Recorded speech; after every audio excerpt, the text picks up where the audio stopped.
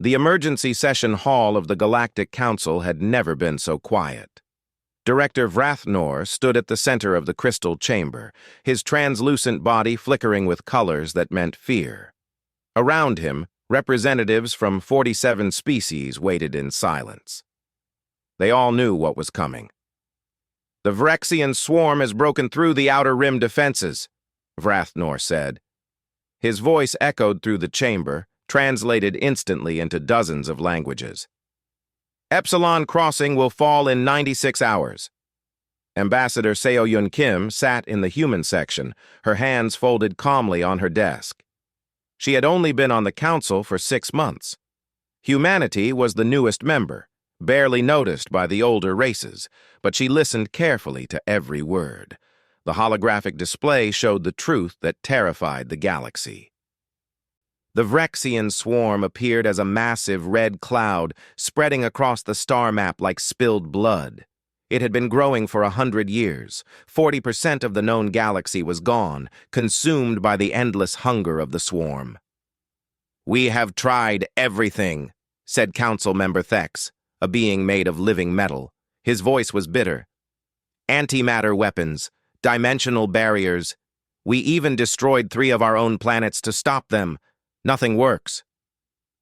Seo-Yun had read the reports. The swarm was not like any enemy the galaxy had faced before. It was billions of creatures moving as one, adapting to every weapon, learning from every defense. When the Council used energy weapons, the swarm developed shields. When they built walls, the swarm found ways through. Every victory was temporary. Every loss was permanent. "The core worlds must be evacuated," Vrathnor continued, "but we need time. The swarm moves too fast." "How much time?" asked a Zelthian representative, her 6 eyes blinking in patterns of distress. 4 to 6 hours would allow most of our populations to reach the escape gates." The chamber filled with voices. Some species argued for one last stand. Others wanted to run immediately. Seo-Yun noticed that no one was looking at her. Humanity had 12 colony worlds and a small military. In galactic terms, they were children, playing in the adults' universe.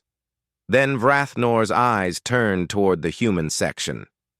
"Ambassador Kim," he said, "we have a proposal for your people." The chamber went silent again. Seo-Yun stood up slowly. "We are listening, Director. Humanity has 47 military vessels." "Correct? That is our entire active fleet, yes. We need those ships at Epsilon Crossing." Vrathnor brought up another holographic display. It showed a narrow point in space where several jump routes converged. "If the swarm can be delayed here, even for a few hours, our evacuation will succeed." Seo-Yun looked at the map. She understood immediately what he was asking. "You want us to fight the swarm? To hold that position?" "Yes." "For how long?" "As long as possible." Vrathnor's color shifted to something that might have been respect or might have been pity. "Your technology is limited compared to ours. But your ships are fast and your crews are brave. We believe you could create enough of a distraction for 4, perhaps 6 hours. A distraction. Seo-Yun felt the weight of that word. They were not being asked to win. They were being asked to die slowly while others escaped. "And after those 6 hours?" she asked quietly. No one answered. They did not need to. "We will provide support, of course," added Thex quickly. "Tactical data, shield harmonics, anything that might help." "This is a noble sacrifice," Vrathnor said. His voice carried the formal tones of a eulogy already being written. "Humanity will be remembered. Your names will be carved into the memorial of heroes. You will have saved billions of lives." Seo-Yun looked around the chamber. She saw pity in some faces, relief in others. None of them believed humanity would survive. They were simply grateful that someone else would die first. She thought about Earth, about the colony worlds where human children played under alien suns. She thought about the 47 ships and their crews, people who had signed up to explore the stars, not to die in a hopeless battle. but she also thought about what it meant to be part of something larger. The Galactic Council was not perfect, but it was civilization. It was hope. And if humanity wanted to truly belong, they had to stand with it, even now. "I will need to consult with our military command," Seo Yun said, "but I believe I can speak for my government. If this mission can save lives, humanity will accept it." Rathnor's colors brightened with what might have been gratitude. "Thank you, Ambassador. Your species has more courage than most." The session ended quickly after that. Details would be handled by military liaisons. Seo Yun walked through the corridors of the council station, heading toward the secure communication room. Other ambassadors passed her. Some nodded respectfully. Others avoided her eyes. In the communication room, she activated the quantum link to human command. The face that appeared was Captain Minjun Park, commander of the human fleet. He was younger than most captains, only 38, but he had more combat experience than any other human officer. "Ambassador," he said, "I heard the session broadcast. Are we really doing this?" "The council is asking us to hold Epsilon Crossing," Seo Yun said, "to buy time for the evacuation." Min Jun was quiet for a moment. "They know we cannot win." "Yes. They are asking us to die. They are asking us to matter." Seo Yun met his eyes through the screen. "This is our chance, Captain, to prove that humanity belongs in this galaxy, that we are more than the newest, weakest species." Min Jun nodded slowly. "When do we deploy?" "You have 72 hours to prepare. The Council will transmit all data on the swarm to your science team." 72 hours to prepare for the end of the world," Min Jun said. But there was no fear in his voice, only a kind of calm determination. "I will gather the fleet, all 47 ships." "Captain," Seo Yun said, "I am sorry." "Do not be sorry, Ambassador. You gave us a chance to stand for something." Min Jun smiled slightly. "Maybe that is all any soldier can ask for." The transmission ended. Seo Yun sat alone in the dark room, looking at the star map on the wall. Epsilon Crossing glowed like a small red dot. In 96 hours, the swarm would arrive there. In 96 hours, 47 human ships would be waiting. She wondered if anyone would remember their names. She wondered if there would be anyone left to remember anything at all. Outside the window, the great ships of the Council were already moving, beginning the evacuation. Millions of beings streaming toward the escape gates, fleeing from an enemy that could not be stopped. And somewhere in the darkness, humanity's small fleet was preparing to buy them time with blood. Dr. Jiwoo Chen had not slept in 48 hours. She sat in the research lab of the HSS Indomitable, surrounded by holographic screens that glowed blue in the darkness. Each screen showed data about the Vrexian swarm. 100 years of council research, all available to her now. The information was overwhelming. Weapons tests, behavioral analysis, genetic samples, energy readings. The council had studied the swarm from every possible angle. They had thrown their best scientific minds at the problem, and they had failed. Jiwoo rubbed her eyes and took another sip of coffee. Captain Min Jun had asked her to find something, anything that might help. She had 60 hours left before the fleet reached Epsilon Crossing. 60 hours to do what the galaxy's greatest scientists could not do in a century. "Dr. Chen?" A voice came from the doorway. It was Lieutenant Jae Sung, one of the junior officers. "Captain says you need to rest." "I will rest when I am dead," Jiwoo said without looking up. "Which will probably be in about 60 hours, so I might as well work until then." Jae Sung brought her a sandwich. "At least eat something." Jiwoo ate mechanically, her eyes never leaving the screens. The swarm's attack patterns, its composition. The way it moved through space like a living storm. Everything was documented in perfect detail. But something bothered her. Something she could not quite name. She opened the oldest reports first. The initial contact 100 years ago when the swarm had consumed the Virex homeworld. The Virex had been a peaceful species, advanced but not warlike. The swarm had appeared from deep space and engulfed their entire system in 3 days. The next attacks followed a pattern: industrial worlds, research stations, military outposts. Each time the swarm grew larger, more complex. Each time, it adapted to whatever weapons were used against it. Jiwoo started reading individual reports one by one. Battle of the Kelmar Nebula, defense of Portheon Prime, the sacrifice of Yorth, thousands of engagements, millions of lives lost. The reports all said the same thing. The swarm cannot be stopped. It learns too fast. It adapts too quickly. No weapon works for long.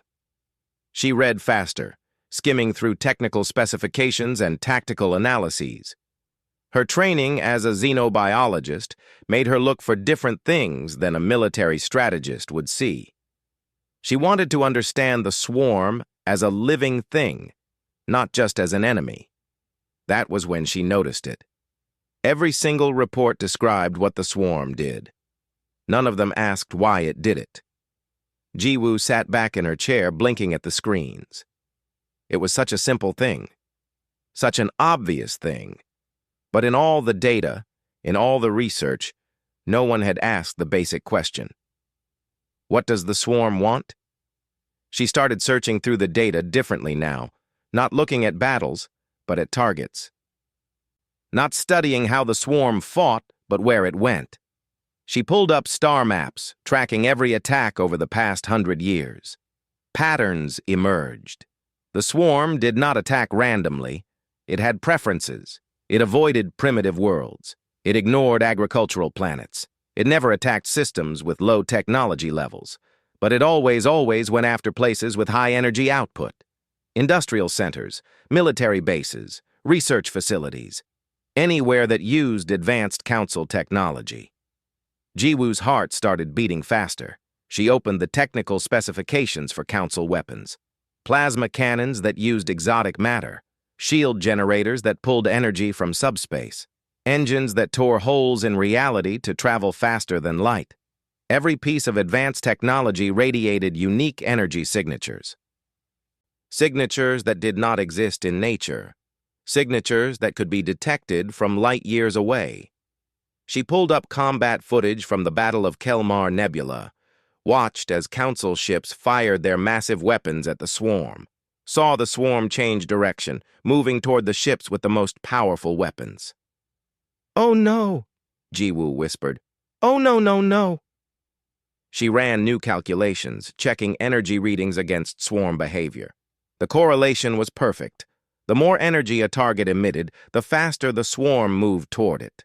The council had been ringing dinner bells for 100 years. Jiwoo opened a communication channel to the bridge. "I need to speak to Captain Minjun immediately." "Doctor, the captain is in a meeting with—" "Now! This cannot wait!" 2 minutes later, Minjun appeared on her screen. He looked tired but alert. "What did you find, Dr. Chen?" "The swarm is not attacking us, Captain. It is feeding on us." Minjun leaned forward. "Explain." Jiwoo brought up her data, speaking quickly. "Every council weapon, every shield, every faster-than-light engine produces exotic energy signatures, energy that does not exist naturally in the universe. The swarm is attracted to that energy. It consumes it.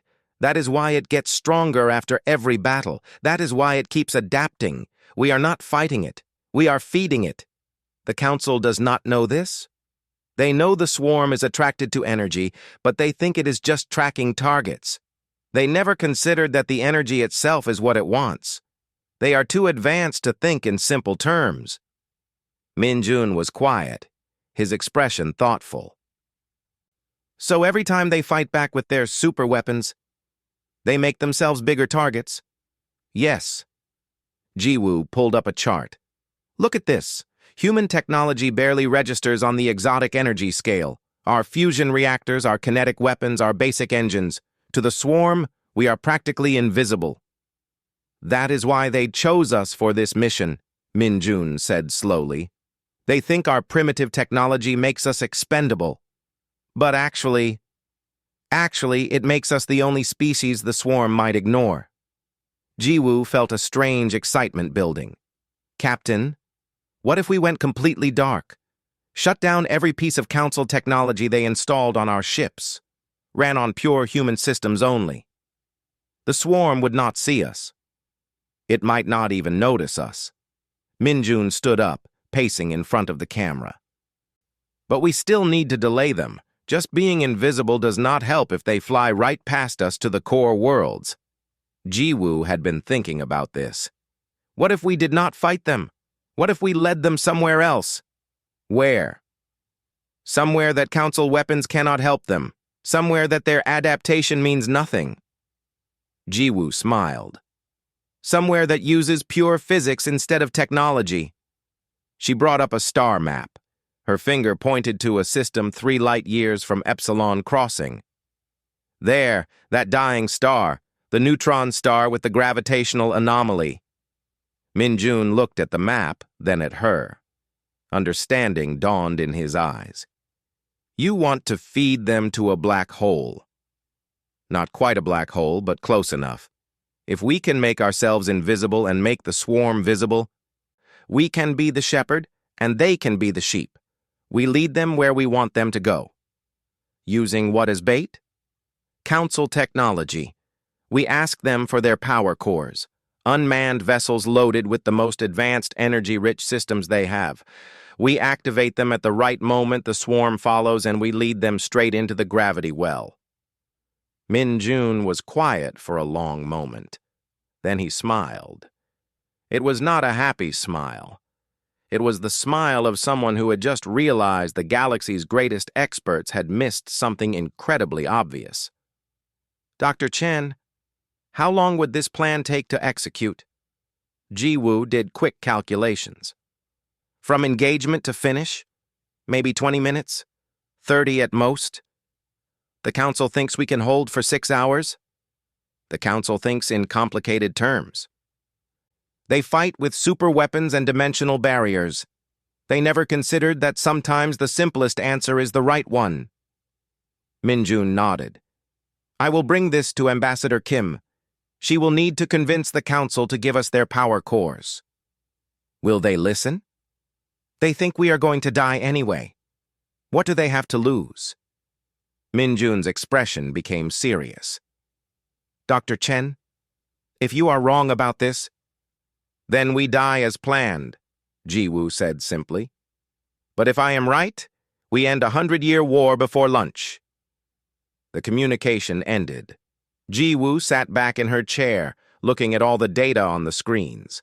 A century of research, the greatest minds in the galaxy. And they had all missed the simple truth. The swarm was not an unstoppable force. It was just hungry. And humanity, primitive and overlooked, had finally asked the right question.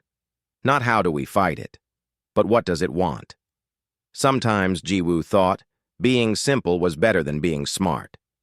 Ambassador Seo Yun Kim stood before the Galactic Council for the second time in 3 days. But this time she was not listening. She was asking. We need your power cores, she said clearly. Every spare core from every ship in the evacuation fleet. The council chamber erupted in confusion. Director Vrathnor's crystalline body flashed colors that meant disbelief. Ambassador Kim, please explain this request. Seo Yun activated the holographic display. Dr. Chen's research appeared in the air above the council floor. Charts, energy readings, behavioral patterns of the swarm. Our scientists have discovered something that changes everything, Seo Yun began. The swarm is not hunting us.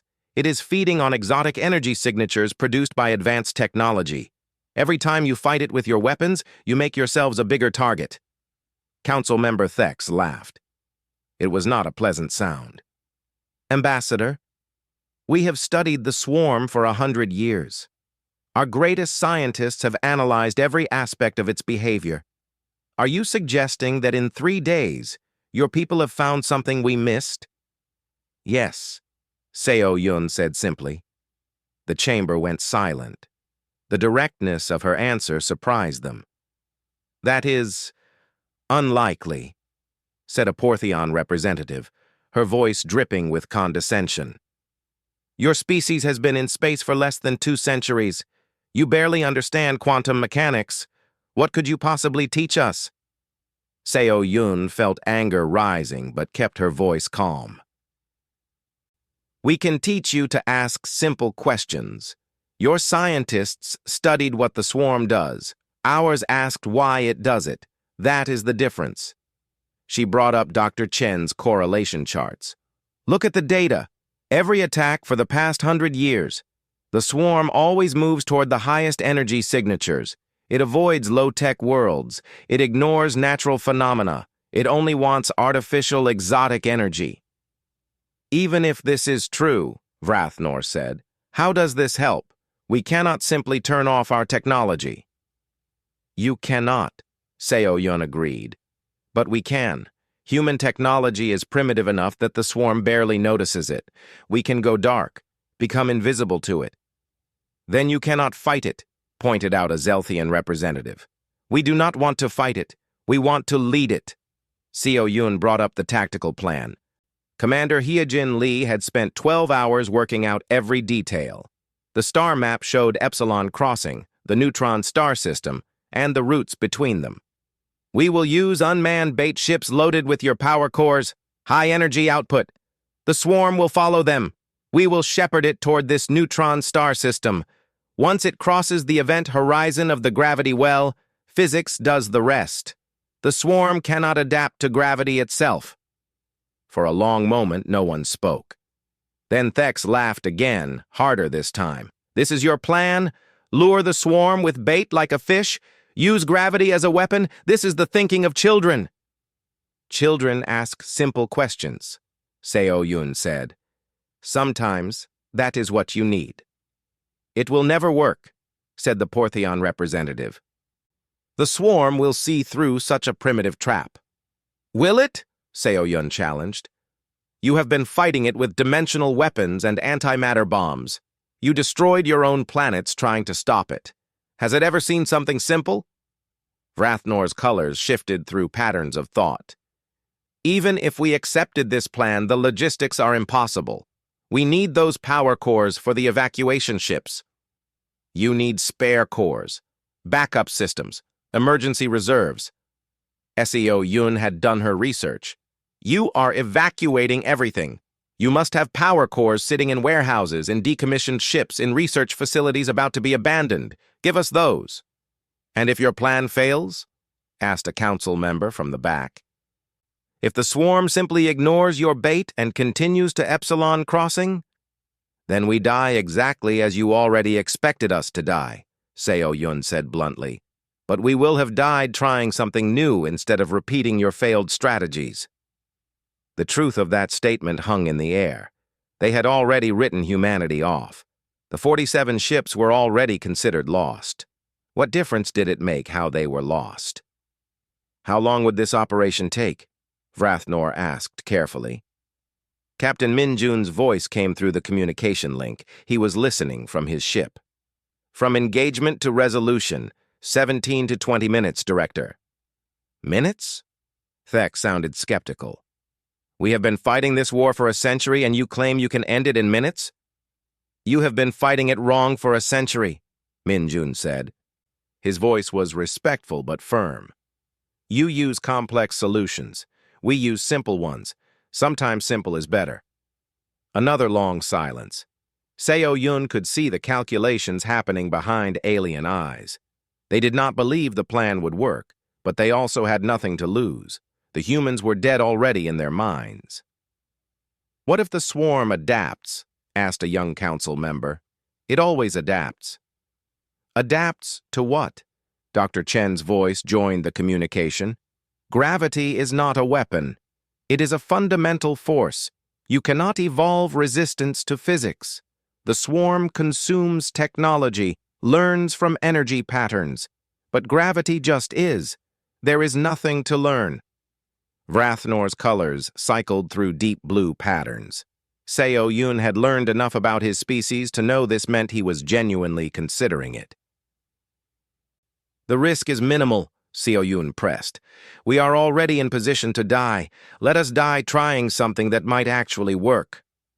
And if it does work? Vrathnor asked quietly. If you truly can end this war in minutes? Then you should start asking yourselves why you did not think of it first, Min-jun said. That comment caused a stir. Several council members made sounds of outrage, but Vrathnor raised a crystalline hand for silence. Captain Park, your honesty borders on insubordination. I am about to die for this council, Min-jun replied. I think I have earned the right to speak honestly. Vrathnor's colors shifted to something that might have been respect. Indeed you have. He looked around the chamber. Council members, we vote now. Do we provide the power cores for this unconventional strategy? The vote was not unanimous. Many voted against it out of pride, unwilling to admit that primitive humans might succeed where they had failed. But enough voted yes. Enough understood that desperation called for desperate measures. The motion passes, Vrathnor announced. Ambassador Kim, you will have your power cores. 237 units from our reserve stockpiles. Thank you, Director. Do not thank me yet. Vrathnor's colors turned dark. I am sending these cores because I have nothing left to lose, but I do not believe your plan will work. I think you are brave, foolish humans who will die like everyone else who has faced the swarm. Then you will be surprised, Seo Yun said. She cut the transmission and opened a private channel to Captain Min-jun. We have the cores, Captain. 237. More than enough.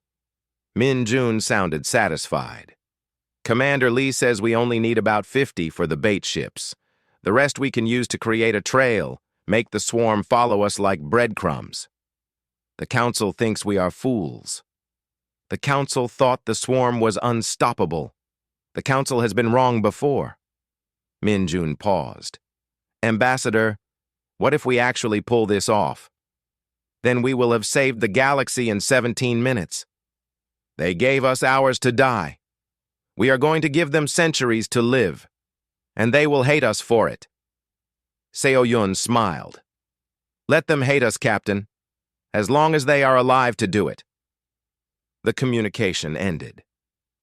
Seo Yun looked out the window of the Council station. In the distance, she could see human ships gathering. 47 vessels.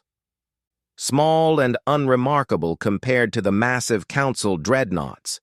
But those 47 ships carried something the Council had lost somewhere along the way. The willingness to think differently. The courage to try simple solutions to complex problems. The ability to see what everyone else had missed. In 24 hours, they would reach Epsilon Crossing. The swarm would arrive shortly after. And humanity would show the galaxy that sometimes being primitive was exactly what you needed to be. Commander Hyojin Lee worked through the night, preparing the tactical deployment. 50 bait ships loaded with power cores, timing sequences for activating them. Routes calculated down to the second. Everything had to be perfect. We get one shot at this, she told her team. One chance to prove that humans belong in this galaxy. Let us not waste it. The power cores arrived in cargo ships, delivered with skeptical looks from Council logistics officers. But they came. All 237 of them, humming with exotic energy that made the swarm hungry. Min-jun stood on the bridge of the Indomitable, watching his fleet assemble. 47 ships. Fewer than 3,000 crew members total, going up against an enemy that had consumed billions. All ships report ready, Captain, said his communications officer. Then let us go surprise the galaxy, Min-jun said. The human fleet jumped to faster than light, leaving the Council station behind. Ahead of them waited Epsilon Crossing, and beyond that, a dying star with gravity strong enough to trap anything. Even a swarm that thought it could not be stopped. The human fleet arrived at Epsilon Crossing in perfect silence. Captain Min-jun Park stood on the bridge of the HSS Indomitable, watching the tactical display. 47 ships spread across space in a loose formation. They looked tiny against the backdrop of stars. "All ships report dark running protocols active," said Lieutenant Kim. "Council systems offline, operating on human technology only." "Power signatures?" Minjun asked. "Minimal, sir. We barely register on exotic energy scales. To the swarm, we should be invisible." "Should be," Commander Hae-Jin Lee repeated from her station. "Let us hope Dr. Chen is right about this." Minjun checked the chronometer. The swarm would arrive in 18 minutes. Everything had to happen fast. There would be no time for second chances. "Deploy the bait ships," he ordered. 50 unmanned vessels launched from the fleet. Each one carried 4 Council power cores, activated and broadcasting energy at maximum output. They moved into position between the human fleet and the approaching swarm. "Bait ships in position," Hae-Jin reported. "Energy output reading at maximum. If anything will get the swarm's attention, this will." On the Council station, 300 light-years away, Ambassador Seo-Yun Kim watched through the long-range sensors. The entire Council had gathered to observe. They sat in silence, watching the humans prepare for what they believed would be a noble failure. Director Vrathnor's colors were dim. "The swarm will arrive in 15 minutes. We should see it soon." The waiting was the hardest part. Minjun paced the bridge, checking readiness reports, verifying that every ship knew its role. They had practiced this maneuver only twice. There had not been time for more. "Captain," said the sensor officer. His voice was tight. "Contact. Bearing 073. It's big, sir. Really big." The swarm appeared on the display like a storm made of living creatures. It was massive beyond description, a cloud of writhing entities that blotted out the stars behind it. Billions of organisms moving as one, thinking as one, hungry as one. On the Council station, several representatives made sounds of fear. They had seen the swarm before, but never this close, never this clearly. "It is larger than we thought," Vrathnor said quietly. "How can such a small fleet possibly delay that?" "They cannot," said Thex flatly. "This is pointless." Seo-Yun said nothing. She watched the display, her hands gripped tight on the armrests of her chair. On the Indomitable, Minjun watched the swarm approach. "Distance? 3 million kilometers and closing. Speed holding steady." "It does not see us yet," Dr. Chen said from the science station. "Our energy signature is too low. We are background noise to it." "But it will see the bait ships," Minjun said. "In 3, 2, 1, now." The change was immediate. The swarm's movement pattern shifted. The massive cloud began to curve, turning toward the bait ships like a flower following the sun. "It is working," Hae-Jin breathed. "It is following the energy." On the Council station, the representatives leaned forward, shock evident on every alien face. "The humans were right," someone whispered. The swarm accelerated toward the bait ships, its hunger pulling it like a magnet. Minjun waited, watching the distance close. Everything depended on timing. 1 million kilometers, the sensor officer called out. "Hold," Minjun said calmly. The swarm moved faster now, drawn by the exotic energy pouring from the Council power cores.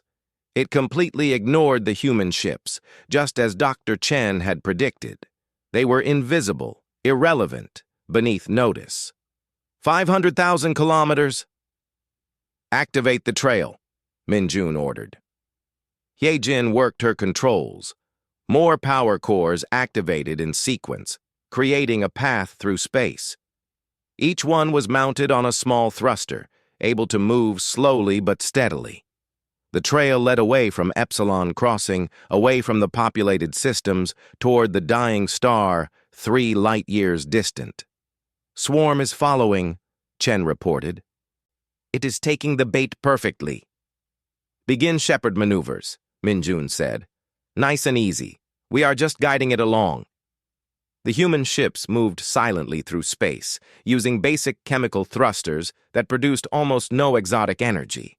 They positioned themselves around the swarm, not too close, just close enough to keep it moving in the right direction. It was like herding the most dangerous animal in the galaxy. This is insane, Thex said on the council station. They are controlling it, actually controlling it. Vrathnor's colors shifted through patterns of amazement. The swarm does not even know they are there. The swarm flowed through space, consuming the bait cores one by one. Each time it absorbed the energy, it grew slightly larger, slightly hungrier. The trail of cores led it forward, always forward, toward the neutron star system. Approaching the gravity well, Hyojin announced. 2 minutes to event horizon. Minjun checked the swarm's position. It was perfectly aligned. Everything was working exactly as planned. Prepare the final lure, he said. Deep in the cargo bay of a bait ship, the remaining power cores waited. 187 council power cores, all connected, all ready to activate simultaneously. It would be the largest energy signature ever created artificially. Swarm is at optimal position, Chen said. Gravity is beginning to affect its trajectory. Wait for it, Minjun said. Sweat ran down his face despite the cool bridge temperature. The swarm began to slow as gravity pulled at it. For a moment, Minjun feared it would stop, would turn around, would escape the trap. Now! He shouted. The final lure activated. 187 power cores blazing with energy, all at once, positioned just beyond the event horizon of the neutron star's gravity well. The effect on the swarm was immediate. It surged forward, unable to resist, every organism in its vast collective focused on the energy feast before it. It moved faster, accelerating, diving toward the cores like a predator striking. It is committed, Hyejin said. It cannot escape the gravity now. On the council station, everyone watched in absolute silence. The swarm crossed the event horizon. The neutron star's gravity seized it, pulling with forces that nothing in the universe could resist. The swarm tried to adapt, tried to change, tried to escape. But there was nothing to adapt to. Gravity was not a weapon or a technology. It was simply physics. The swarm began to compress, pulled inexorably toward the stellar remnant. The billions of organisms twisted and writhed, but they could not fight the fundamental forces of the universe. How long? Minjun asked quietly. 4 minutes until complete consumption, Chen said. Maybe less. They watched as the entity that had terrorized the galaxy for a century was slowly, inevitably pulled into the crushing gravity of the dying star. The swarm that had consumed worlds could not consume physics itself.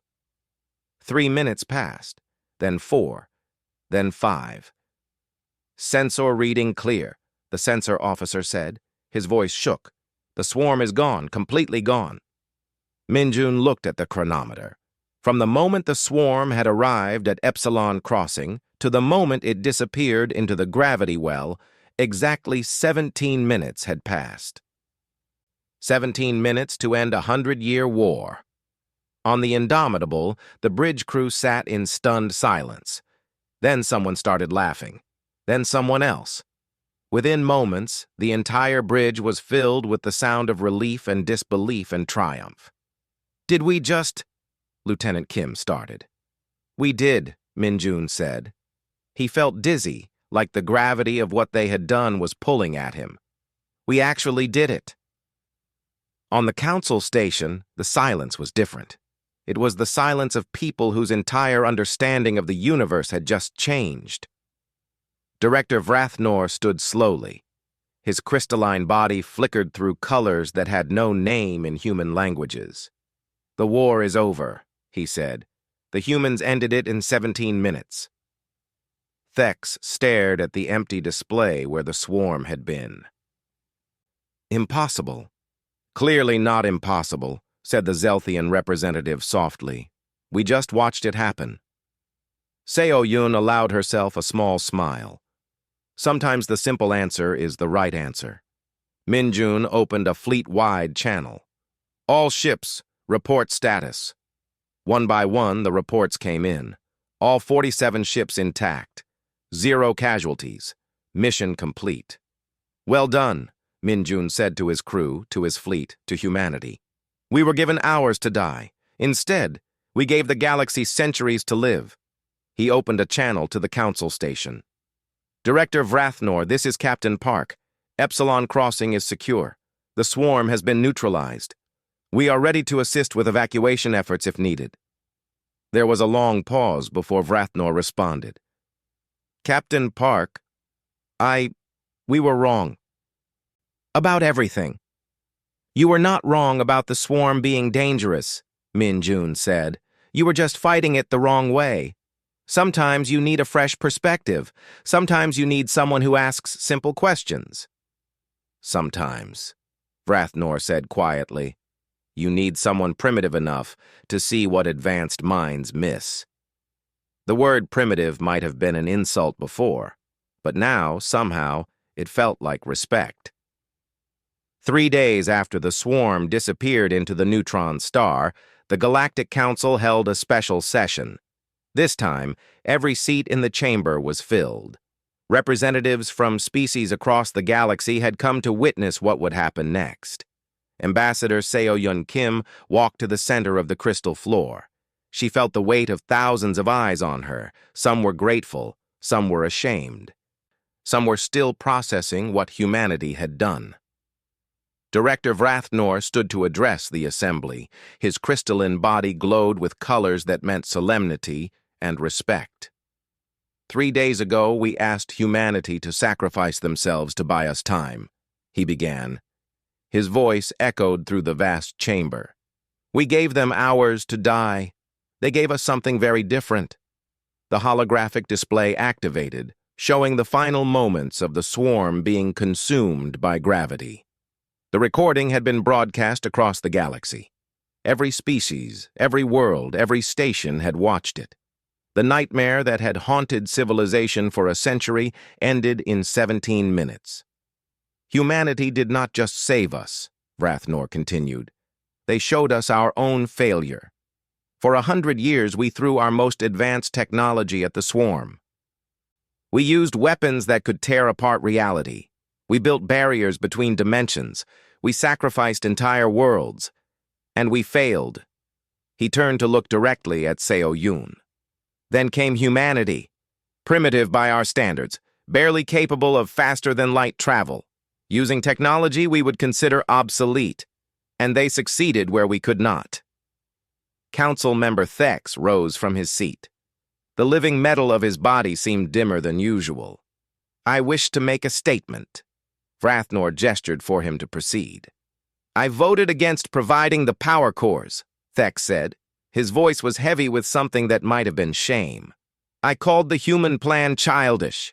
I laughed at Captain Park for suggesting that simple solutions could work. I was wrong. He turned to Seo Yun. Ambassador Kim, on behalf of my people, I apologize. We dismissed you because you were new. We underestimated you because your technology was limited. We nearly denied you the resources that saved the galaxy because we were too proud to listen. Other council members began to stand, one by one.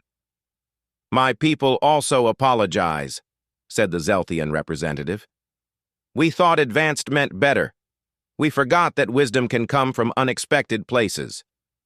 We doubted you, added a Portheon leader. We should not have. Soon, nearly every member of the council was standing. The chamber filled with voices, each offering their own apology, their own acknowledgement of failure. Seo Yun waited for them to finish. When silence returned, she spoke.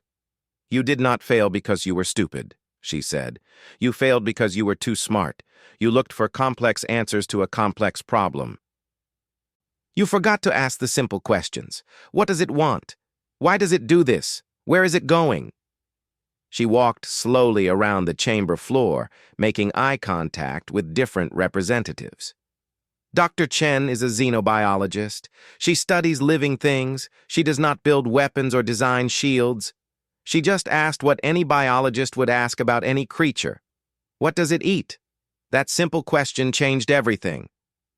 But we have thousands of xenobiologists, protested a council member. Why did none of them see this? Because they were looking at the swarm as an enemy to be defeated, Seo Yun explained. Dr. Chen looked at it as an organism to be understood. That is the difference. Sometimes you are too close to a problem to see it clearly. Captain Min Jun's voice came through the communication system. He was still at Epsilon Crossing with the fleet. The Council did not fail because they were weak. They failed because they were strong. When you have incredible weapons, you want to use them. When you have advanced technology, you trust it. Humanity does not have those advantages. So we had to think differently. Director Vrathnor's colors shifted to deep blue. Captain Park, your report has been distributed throughout the Council networks. Species across the galaxy are studying your tactics. Many are questioning their own approaches to problem solving. Good, Minjun said. Question everything. That is how you learn. Seo Yun noticed movement in the gallery above. Younger representatives, observers, students of galactic politics. They were leaning forward, listening intently. This was the generation that would remember this lesson. The Council owes humanity a debt, Vrathnor said. We must discuss how to honor that debt. We do not want payment, Seo Yun said quickly. We did what any member species would do. We stood with civilization against a common threat. Nevertheless, humanity has proven itself exceptional. You deserve recognition. Thex spoke up again. I propose that humanity be granted a permanent seat on the High Council, not as junior members, but as full partners with voting authority on all matters. The chamber erupted in discussion. The High Council was the inner circle, the decision-making body that guided galactic policy. Only the oldest and most advanced species held seats there. Humanity has been in space for less than 2 centuries, someone objected.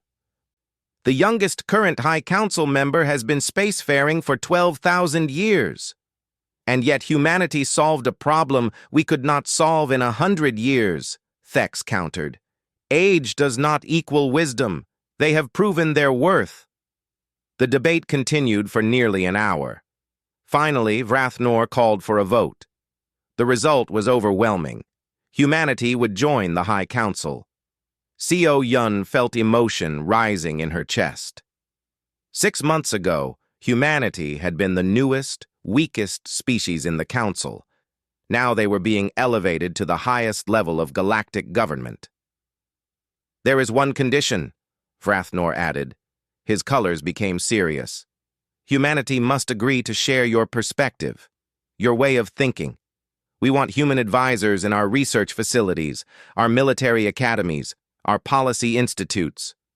We need people who ask the simple questions we forget to ask. Seo Yun thought about that. It was not just an honor. It was a responsibility. Humanity would become the species that challenged assumptions, that looked at problems from different angles, that reminded everyone else to think simply sometimes. We accept, she said, but we have a request in return. Name it. Do not just copy our methods. Learn from them, but do not abandon what makes you who you are. The galaxy needs your advanced technology and your deep knowledge. It also needs our simple questions. Together, we are stronger than either alone. Vrathnor's colors brightened. Wisdom from the youngest species in the Council. Perhaps that is exactly what we needed. The session ended with a formal declaration. The war against the Vrexian swarm was officially over. Humanity was officially elevated to the High Council, and the galaxy had learned a lesson that would not be forgotten. Back at Epsilon Crossing, Captain Min Jun gathered his crew for a final briefing before returning home. We did something incredible, he told them. But do not let it go to your heads. We were lucky. We had the right person asking the right questions at the right time. Next time, we might not be so lucky. What should we do differently next time, sir? Asked Lieutenant Kim. Keep asking questions. Keep thinking simply. And never ever assume that advanced means better. Minjun smiled. We won because we were primitive enough to see clearly.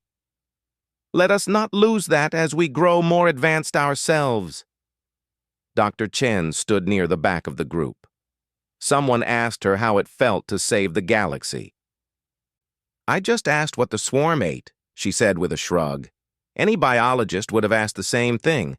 I just happened to be the one who did. But you were the one who thought to ask, someone else pointed out. Chen smiled slightly. Maybe that is humanity's real strength. We are new enough to still ask the obvious questions. We have not learned yet what questions we are not supposed to ask. Commander Hae-Jin Lee was already writing new tactical protocols based on their experience. From now on, every human military officer will learn to consider non-technological solutions. We cannot let ourselves become so advanced that we forget how to think practically. News of humanity's victory spread across the 12 colony worlds. On Earth, people celebrated in the streets. Children played games where they pretended to be Captain Park, leading an invisible fleet against impossible odds. But in the quiet moments, people also understood what had really happened. They had not won through superior firepower. They had won through perspective, through asking questions, through seeing what others missed. It was a victory that came from being different, not from being better.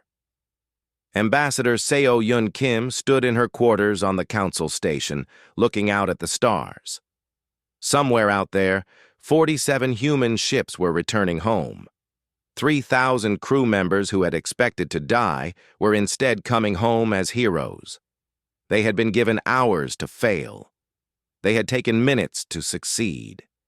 She thought about the future. Humanity would grow. They would advance. Their technology would improve. Someday, they might be as sophisticated as the oldest council species. The challenge would be remembering how to stay simple, how to ask obvious questions, how to see clearly instead of cleverly. Rathnor visited her that evening. His crystalline form reflected the starlight in patterns of color. You changed the galaxy today, Ambassador. Dr. Chen changed the galaxy. Captain Park and his crew changed it. I just spoke the words. You are too humble. Rathnor moved to stand beside her at the window. Tell me honestly, did you believe the plan would work? Seo Yun was quiet for a moment. I believed we had to try, whether it would work or not. I trusted our people to do their best. That is leadership. No, Seo Yun said. Leadership is what Captain Minjun showed. I just gave them permission to be themselves. To think like humans instead of trying to think like you. Perhaps that is exactly what leadership should be. They stood in comfortable silence, watching the stars. The galaxy was safe. The Council had learned humility, and humanity had found their place in the cosmic community. Not as the strongest species, not as the most advanced, but as the ones who saw things differently, the ones who asked the simple questions, the ones who remembered that sometimes the best solution was the obvious one. They gave us hours to die, Seo Yun said quietly. We gave them centuries to live. That seems like a fair trade. More than fair, Rathnor agreed. It was a gift, and we will not forget it. In the distance, the human fleet jumped to faster than light heading home, small ships with primitive technology, carrying the people who had just saved the galaxy by doing what no one else had thought to do. They had asked a simple question and changed everything. And that, more than any weapon or any technology, was humanity's true strength.